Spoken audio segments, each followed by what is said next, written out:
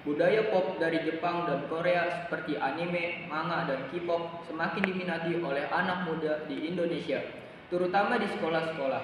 Dua komunitas besar, Wibu dan K-popers, kini memiliki pengaruh signifikan terhadap gaya hidup dan ekspresi mereka. Pada segmen kali ini, kami akan mendalami lebih jauh tentang dua fenomena ini. Dimulai dengan wawancara bersama penggemar anime dan manga, kemudian dilanjutkan dengan penggemar K-pop. Untuk itu, kita langsung menuju wawancara pertama bersama rekan saya, Muhammad Fajar. Silakan Muhammad Fajar. Baik, terima kasih Rizky Aprianto. Saya saat ini sedang berada di SMK Negeri 1 Kota Bekasi. Dan saya akan mewawancarai salah seorang siswi yang merupakan fans di Jepangan dan juga merupakan salah satu anggota eskul Jepang, yaitu eskul Inori di SMK Negeri 1 Kota Bekasi ini. Mari. Baik. Saat ini saya dengan Kak siapa? Alifa. Baik, Kak Alifa. Kakak, apakah benar Kak Alifa ini merupakan anggota Inori sekaligus fans di Jepangan di SMK Negeri 1 Kota Bekasi ini? Benar, aku anggota Inori. Oke, kalau gitu. Kapan sih kira-kira kakak mulai nyuka sama anime atau manga ini? Mungkin sejak tahun 2020-an awal. Bukan apa sih judul anime atau manga yang pertama kali yang buat kakak tertarik nih? Mungkin Darling in the Franxx. Darling in the Franxx. Iya. Siapa sih karakter anime atau manga favorit kakak sejauh ini? Karakter ya. Mungkin Kujo Jotaro untuk akhir-akhir ini. Kujo Jotaro. Iya. Oke. Kalau gitu bagaimana sih cara kakak ngikutin kayak perkembangan anime atau manga di sini? Mungkin lihat berita di internet kan biasanya selalu update gitu kan. Mungkin lihat infonya terbaru di situ. Kira-kira kakak ini lebih suka nonton anime atau baca manga?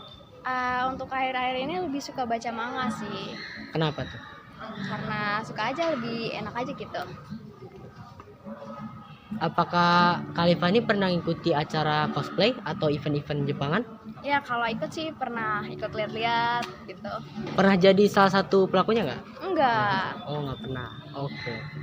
Begitu, pernah nggak sih beli merchandise? Dan apa sih merchandise favorit kakak? Paling mungkin jubah teh. Jubah OT. Iya. Oke. Kakak ini kan belajar bahasa Jepang. Iya. Kakak mulai belajar bahasa Jepang karena tertarik dengan anime atau manga, atau memang karena tertarik aja?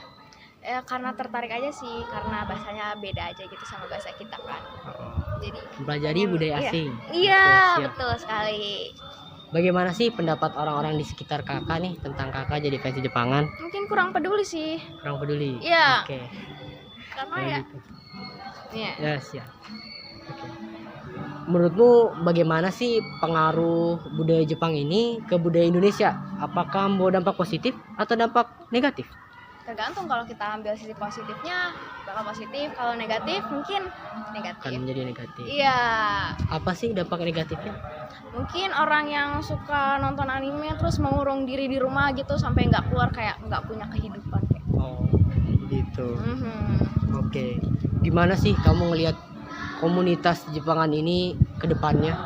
Ya mungkin berkembang besar sih. Berkembang besar. Iya, Oke, karena kalau gitu. banyak juga yang nonton anime kan akhirnya. Oke. Hmm. Oh gitu, terima kasih Kak Alifa atas Iya. waktunya. Iya, sama-sama. Sekian informasi dari saya terkait budaya asing, yaitu budaya Jepang yang ada di SMK Negeri 1 Kota Bekasi ini. Selanjutnya akan saya kembalikan kepada Rizky. Saya Muhammad Fajar Zikri melaporkan. Terima kasih Muhammad Fajar atas wawancaranya yang sangat menarik.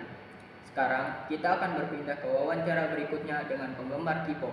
Untuk itu, saya akan serahkan kepada Gilang Rifki yang sudah siap bersama narasumber di lokasi. Silakan. Baik, terima kasih Rizky. Di sini saya sedang berada di SMK 1. Di sini saya akan mewawancarai salah satu siswa yang seorang fans K-pop. Langsung saja kita wawancara siswa tersebut.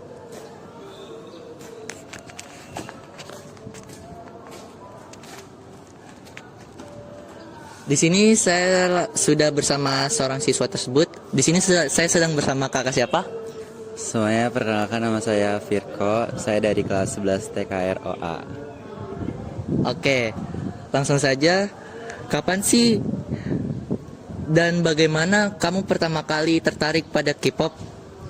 Oke, jadi saya tertarik pada K-pop itu pada tahun 2020, tepatnya pada masa pandemi COVID.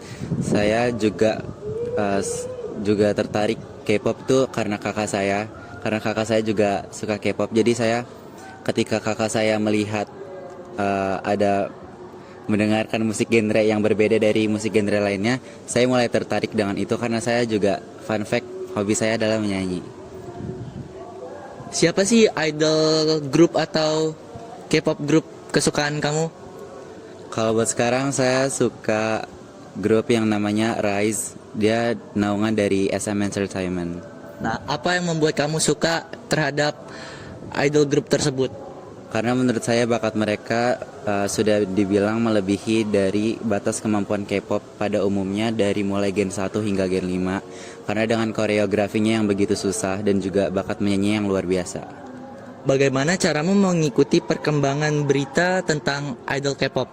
Kalau buat saat ini kayaknya saya masih mengikuti lewat aplikasi umum, yaitu seperti TikTok dan juga aplikasi Instagram. Udah itu aja sih.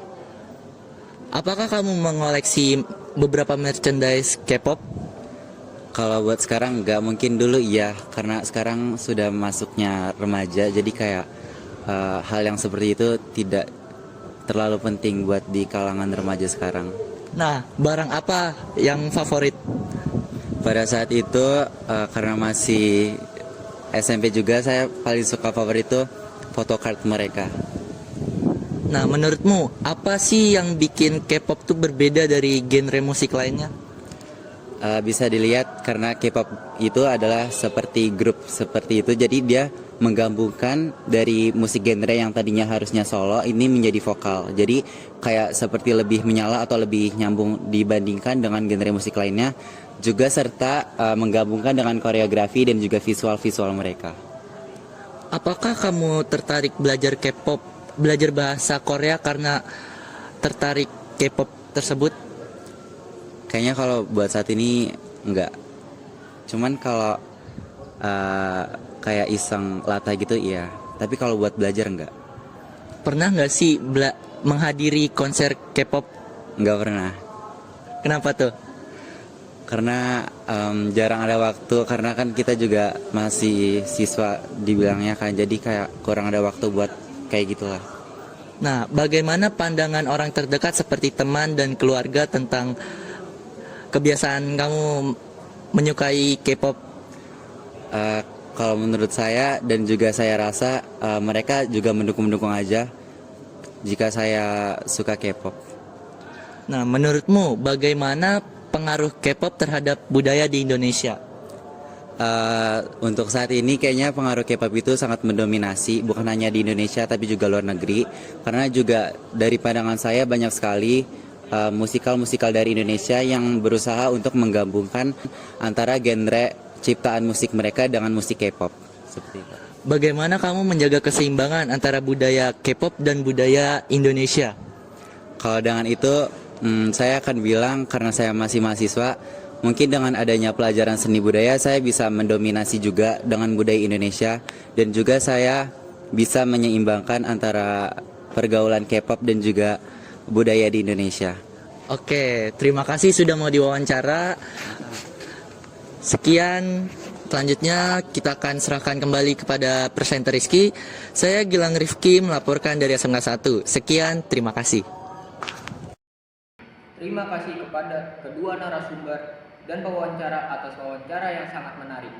Dari pembahasan tadi, kita bisa melihat bagaimana budaya pop Jepang dan Korea telah menjadi bagian penting dari kehidupan generasi muda Indonesia, khususnya di sekolah-sekolah. Pengaruh ini memberikan warna baru, namun tetap perlu diimbangi dengan menjaga identitas budaya lokal. Terus ikuti berita kami untuk informasi menarik lainnya. Selamat siang.